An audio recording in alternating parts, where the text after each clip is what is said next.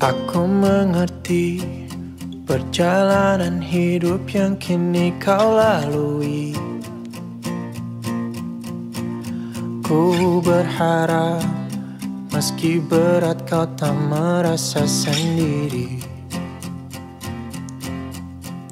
Kau telah berjuang menaklukkan hari-harimu yang tak mudah. Biar ku menemanimu membasuh. Oh iya dok, ini bulan ini kok banyak kasus DBD ya? Iya ya mas ya, banyak banget kasusnya di IGD aja hari ini 5. Iya. Ya banyak banget kasusnya sekarang. Oh, iya. Bisa bincang-bincang sebentar? Oke, bahas tentang DBD ini? Ya. Oke boleh. Di mana? Di mana ya enaknya ya? Sana aja tuh mas. Sana aja. Sana. Ya oke, terserah. Dokter Ya. di mana? Sana aja. Ya oke. Tuh. Bintang-bintang untuk temanimu yang terluka hingga kau bahagia. Aku di sini walau letih, coba lagi jangan berhenti. Oh iya dok, untuk bulan ini kan peningkatan semakin banyak. Iya, kasus DBD ya mas Ya, ya. kasus DBD. Apa sih dok kasus DBD itu? Apa untuk definisinya itu apa? Ya, jadi kalau DBD itu atau demam berdarah itu adalah suatu penyakit yang disebabkan oleh virus Dengue namanya mas. Nah, yang si pembawa virus Dengue ini adalah nyamuk. Nyamuknya itu adalah kelompok nyamuk Aedes aegypti namanya. Oh berarti itu ada jenis-jenisnya ya dok? Iya betul. Kalau yang khusus membawa virus DBD itu namanya si nyamuk Aedes aegypti itu. Untuk membedakan nyamuk biasa dan nyamuk itu ada Bedanya. Oh ya. Kalau Aedes aegypti itu biasanya kalau dari bentuk fisiknya dia warna hitam tapi ada totol-totol putihnya. Putih ya. Biasanya dok, kalau gejala awal itu biasanya kan disertai demam, Ya betul. ada muntah, ada nyeri perut. Itu biasanya itu gejala demamnya itu sampai berapa hari dok? Ya biasanya kalau gejala khas dari demam berdarah itu sendiri Pak, yang utama memang demamnya. Demamnya itu biasanya skala 2-7 hari itu adalah fase kritisnya. Nanti dia dibagi 1 sampai hari pertama adalah fase dia pengenalan dengan virusnya. Yang fase kritis itu adalah hari ke-5 sampai dengan hari ke-7.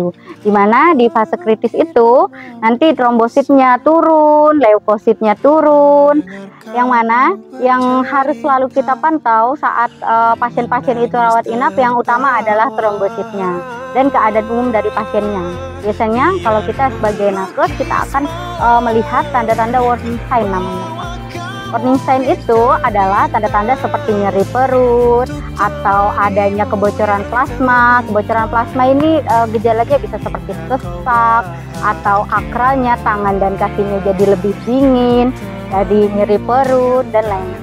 Oh iya dok, itu kan kadang ada penyebab, ada timbul bintik-bintik merah, perdarahan hidung, perdarahan gusi, bahkan ada yang BAB disertai darah itu. Iya. Biasanya itu juga gejala-gejala yang timbul di pasien-pasien demam berdarah. Itu adalah manifestasi dari terjadinya perdarahan. Bintik-bintik merah yang biasanya ditemukan di lengan, yang paling banyak sih ditemukan di lengan yang pertama kali ya Pak. Nah itu adalah tanda-tanda dari terjadinya perdarahan. Itu yang paling simpel ditemukan, adanya bintik-bintik merah. Tapi bintik-bintiknya merahnya ini adalah berbeda dari bentuk bintik merah yang kalau pasien-pasien campak. Kemarin kan sebelumnya kita sudah bahas morbili atau campak, itu juga ada bintik merahnya. Tapi kalau campak dia bintik merahnya lebih kayak pulau-pulau yang warna merah. Kalau demam berdarah dia seperti bintik-bintik warna merah. Ada yang bintiknya keluar sendiri tanpa harus dilakukan pemeriksaan, ada juga yang bintik merahnya keluar dengan pemeriksaan torniket namanya, yang mana kita periksa pakai tensi, ditahan, itu nanti bintik-bintiknya keluar di sebelah sini. Terus gusi berdarah, mimisan, BAB darah warna hitam atau warna merah, itu juga manifestasi dari perdarahan. Dimana demam berdarah ini sendiri banyak klasifikasinya. Untuk menentukan dia ada di derajat berapa itu nanti banyak klasifikasi. Ini kan puskesmas dok ya. Untuk pertolongan pertama pastilah di puskesmas. Betul. Nah untuk langkah pertama terapi itu gimana dok? Untuk sekelas puskesmas? Ya baik. Kalau demam berdarah ini adalah prinsipnya kan tata laksananya itu simptomatis. Bagaimana rehidrasi cairannya, itu nanti cairannya bergantung pada derajat-derajat dari DBD-nya itu sendiri. Itu yang pertama adalah kecukupan kebutuhan cairan dan nutrisinya.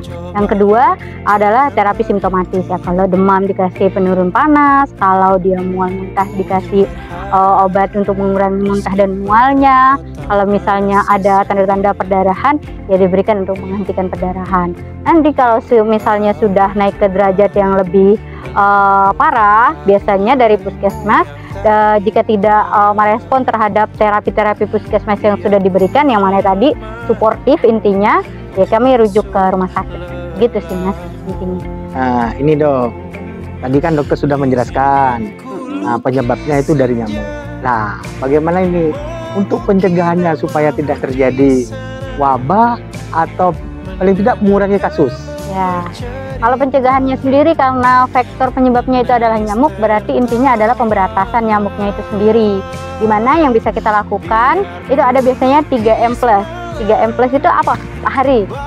Menutup, mengubur, dan menguras. Iya betul. Plusnya itu apa dok?